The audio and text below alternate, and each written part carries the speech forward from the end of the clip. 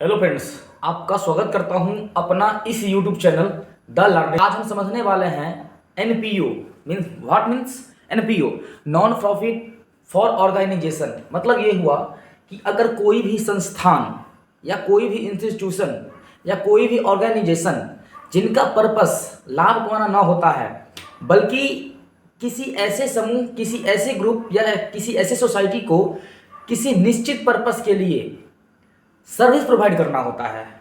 अगर आप अभी तक एनपीओ के बारे में नहीं जानते हैं या जानते हैं, थोड़ा बहुत जानते हैं, किसी भी टीचर से पढ़े हैं, है ना, मैटर ये नहीं करता है। मैटर ये करता है कि आपको कितना हम समझा पाए, है ना, और आप कितना समझ पाए। और मैं आपको यकीन दिलाता हूं कि मैं जो इस छोटा सा वीडियो में जो मैं टॉपिक के लिए कवर करूंगा वो होगा आपका डेफिनेशन ऑफ, है ना, वो होगा आपका डेफिनेशन ऑफ एनपीओ, है ना। इसका पर्पस होता है, क्या होता है, इस पर पर्पस क्या होता है, जिसको बोलते हैं उद्देश्य, है ना। और इसका मैं बताऊंगा फीचर्स, जिसको बोलते हैं विशेषताएं हैं।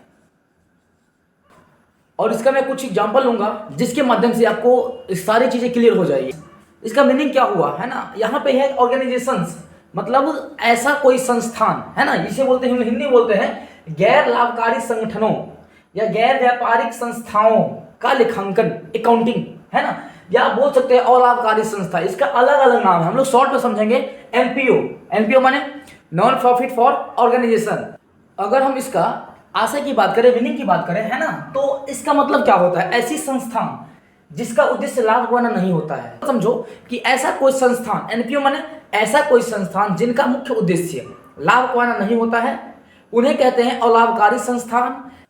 डेफिनेशन की तरह हम लोग ये लिख सकते हैं कि ऐसी संस्थाएं जिसकी स्थापना लाभ न कमाने के उद्देश्य से, बल्कि अपने सदस्यों या समाज को कोई निश्चित सेवा प्रदान करने के लिए की जाती है। अलाभकारी संस्था, गैर व्यापारिक संस्था या गैर अलाभकारी संस्थाएं संस्थान कहलाती है, संस्था कहलाती है ना।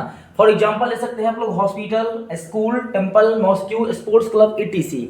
अब आप बोलोगे कि ये क्या बात हुई, हॉस्पिटल तो होता है, इसका पर्पस होता है लाभ कमाना, बल्कि, लेकिन नहीं, ऐसी बात नहीं है। जितने भी आपको गवर्नमेंट हॉस्पिटल देखेंगे, है ना, वो उसका पर्पस क्या होता है, लोगों को सेवा करना होता है। आगे ऐसे ही टेम्पल है। टेम्पल मीन्स क्या, जो हम लोगों का मंदिर जो होता है ना, उसका जो कुछ डोनेशन वगैरह आता है ना, डोनेशन वगैरह जो आता है, तो उसका यूज जो है सो जो भी उसके पंडित पुरोहित रहते हैं ना, वो घर नहीं ले जा सकते हैं, बल्कि वो उसी टेम्पल का जो है ना डेवलपमेंट में खर्च करेंगे। या किसी ऐसे पर्सन को जो बहुत ही निर्धन हो, गरीब हो, जिनका शादी वादी नहीं हो रहा है, बहुत निर्धन परिवार से हो, या फिर किसी ऐसे स्टूडेंट्स जो निर्धन परिवार से हो, जो जिसका शिक्षा में वो क्या होते हैं हेल्प कर सकते हैं, है ना, टेम्पल। ऐसे ही मस्जिद में तो कुछ डोनेट वगैरह आता है ना, तो वो भी अपने समुदाय के सेवा में लगाते हैं। स्पोर्ट्स क्लब, बहुत प्रकार का स्पोर्ट्स क्लब होता है, जो कि अगर स्पोर्ट्स क्लब में जो कुछ पैसा आता है, डोनेशन वगैरह आता है, तो स्पोर्ट्स क्लब को डेवलप करेंगे या क्या करेंगे, ऐसे पर्सन को खिलवाएंगे जिसके पास पैसा ना हो, है ना। याद रखना है, अगर इससे कुछ प्रॉफिट होता है तो इसकी पहली बात तो प्रॉफिट को प्रॉफिट नहीं बोलेंगे, इसे बोलेंगे सरप्लस बोलेंगे, है ना। और ये जो होता है, जो भी मेंबर होते हैं, सदस्य होते हैं, वो अपने घर नहीं ले जाते हैं, उन्हीं में उसको डोनेट करते हैं, उन्हीं में आगे लगाते हैं। अब हम लोग समझते हैं कि ऑब्जेक्टिव जो है ना, नॉट फॉर प्रॉफिट ऑर्गेनाइजेशन का मेन ऑब्जेक्टिव क्या होता है। यानी सिंपल समझिए कि इसका मेन पर्पस जो होता है ना, मेन ऑब्जेक्टिव जो होता है, मेन उद्देश्य होता है, मुख्य उद्देश्य जो होता है, वो लाभ पाना नहीं होता है, यानी बल्कि इसका मुख्य उद्देश्य होता है अपने समाज या अपने सदस्य को किसी विशेष स्तर पर सहायता प्रदान करना, है ना, किसी विशेष उद्देश्य के लिए सहायता प्रदान करना। सिंपल सी बात है। Features of not for profit organization, यानी अलाभकारी संस्था का मुख्य विशेषताएं क्या है ना। तो पहला विशेषता ये है कि इसकी स्थापना समाज की सेवा के लिए की जाती है, यानी इसकी स्थापना जो है ना, मुख्य उद्देश्य जो होता है आपका लाभ का नहीं होता है, बल्कि सेवा प्रदान करना होता है। मतलब पहला क्या होगा, इसका उद्देश्य जो होगा, इसका स्थापना का मुख्य उद्देश्य जो होगा वो समाज की सेवा के लिए होता है ना। सेकंड होगा, इसका स्थापना जो होता है, इसका मुख्य उद्देश्य जो होता है वो लोगों की सेवा करना होता है, न कि लाभ कमाना होता है। थर्ड लिखा है, इन संगठन के आय का प्रमुख स्रोत चंदा होता है, यानी सब्सक्रिप्शन, दान यानी इसको डोनेशन, और सरकारी अनुदान यानी गवर्नमेंट ग्रांट्स, ये होते हैं। यानी आप बोलोगे इसके पास इनकम सोर्स क्या है, तो चंदा, यानी लोग चंदा देते हैं, लोग दान भी करते हैं, जो भी इसके मेंबर होते हैं वो चंदा देते हैं, सब्सक्रिप्शन जिसको बोलते हैं।